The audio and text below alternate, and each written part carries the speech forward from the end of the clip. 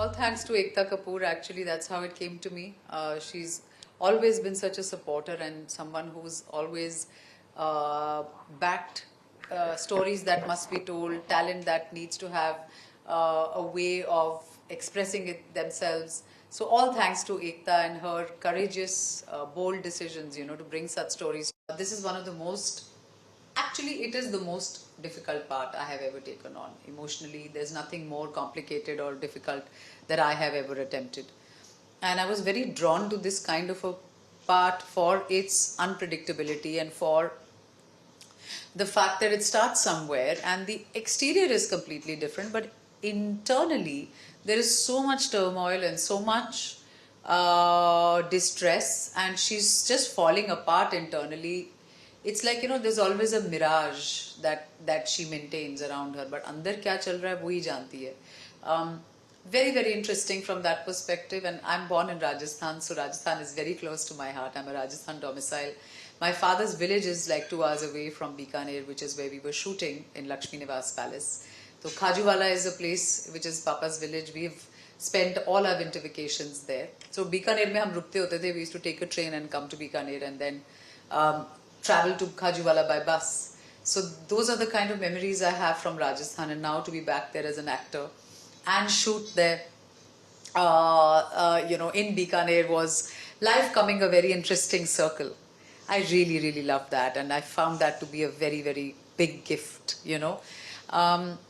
and then, Rajasthan ki to main kya hi baat bolun, like I find it so mysterious and so hauntingly beautiful. Nothing that I have ever played comes anywhere close to Indrani, actually. Emotionally, otherwise, structurally, world-wise, it's the first time I'm playing someone from a royal background who belongs to a Rajwada Khandan and, has this Shano Shaukat that needs to portray herself in a certain light and live that kind of an exterior, and, just, there's so much duality. I've never played anything like this, not even a shade of something like this anywhere.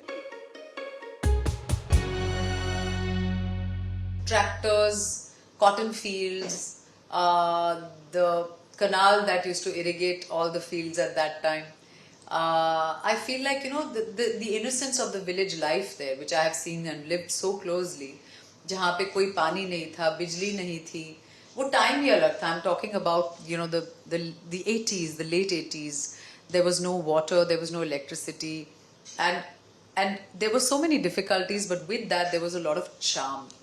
So we used to sleep on top of the roof of the house, और हमारा वो पक्का घर नहीं था, तो मेरी दादी मतलब चूल्हे पे खाना बनाती थी, वो फूंकनी के साथ, what you kind of make a chula work with. And I've seen my chachi make lassi for us in those big ghadas, and we used to wake up at 4, sleep by 6 or 7. It was a blessed time. Not at all, actually. Can I be honest? I don't really look for reference points because I feel that, the magic of a fictional part, and I have not played a real-time, real-life character yet. The magic of a fictional part is that you are creating a human being that doesn't exist. Now, if I start to look for references somewhere in real life, I will want to borrow from their lives. That will happen naturally to me. The only thing I will say I looked for was the style quotient from Maharani Gayatri Devi, and in fact Maharani Indrani Devi from Kuch Bihar at that time, as they used to call it. And her name, Indrani, is inspired by the lady, Maharani Indrani Devi from Kuch Bihar. So that was something I had suggested, and I was very grateful they kept it. Her name originally was something else. So it was one of the suggestions I had made, that inka naam Indrani Devi rakhte hain. Power to me personally is to be able to change someone's life just by existing. Sometimes I'll come back to something that I have been told very often. There was a series I did called The Test Case, and again, all thanks to Ekta. I really owe her so much, in my life. And that series had come to me, and I gave it everything, and now when I meet people, they can relate to it as if it's a real life character. And many girls have met me in airport securities, or whenever I've gone through areas where there are security personnel, Army, BSF, CRPF, they've told me that they've gone into the forces because of the show and because of what they felt when they watched me play that part.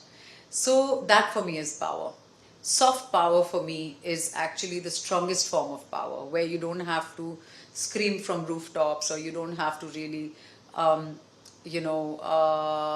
make deliberate headlines out of what it is that you need to do, etc., and what you're doing, and a deliberate attempt to manipulate things. But I feel that power for me is really to be able to bring a smile to someone and to move them if I can. I'm so detached from the actor and the personality Nimrat Kaur that I almost have a third person's perspective on my own life.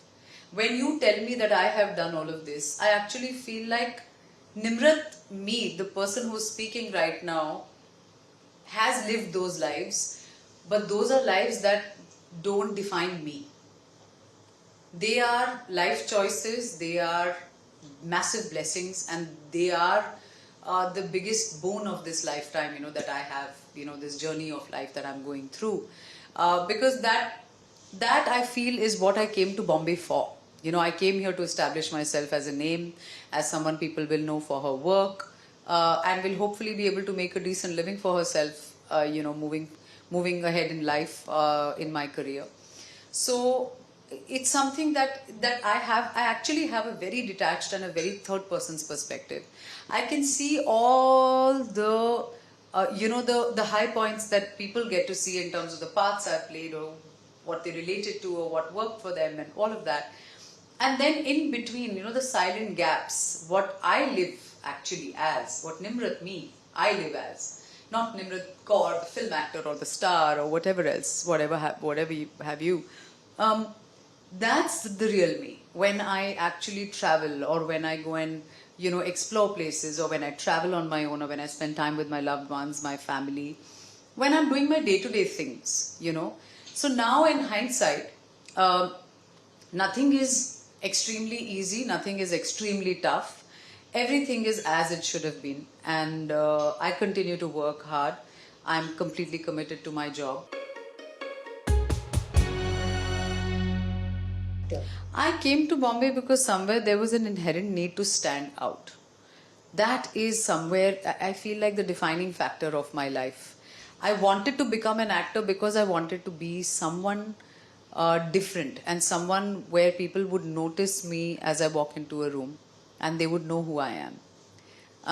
Now, whatever that shape, whatever shape that took, whether it's an actor or a star or a combination of both, because I think both things are necessary. I don't think I wish any part of this away. I can't completely say that I'm purely an actor and I don't want any stardom and none of that. No, I enjoy that a lot. I enjoy being famous. I enjoy people knowing me for my work and appreciating me for what I do. It helps me do things in life, and helps me get things done, and go into rooms where I don't need any introduction. I really love that a lot.